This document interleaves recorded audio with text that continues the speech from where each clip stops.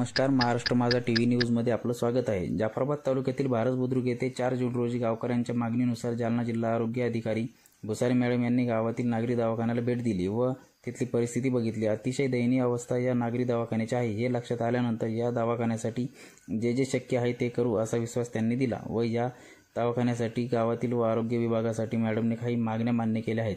त्यापैकी नागरी दवाखान्याच्या दुरुस्तीसाठी निधी दिला जाईल. तोपर्यंत नागरी दवाखान्याची ओपीडी ही गावातच घेतली जाईल.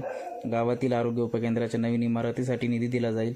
नागरी दवाखाना हा प्राथमिक आरोग्य केंद्रात रूपांतर करण्यासाठी आरोग्य विभागाच्या वतीने शासनाकडे पाठपुरावा करू या मुख्य मागण्या मान्य केल्या. त्याबद्दल त्यांचा सत्कार करण्यात आला व जेव्हा आरोग्य उपकेंद्रासाठी निधी मंजूर होईल तेव्हा पुन्हा DHO मॅडमचा गावाच्या वतीने भव्य सत्कार करू असा शब्द कैलासजी फुसे यांनी गावकऱ्यांतर्फे दिला.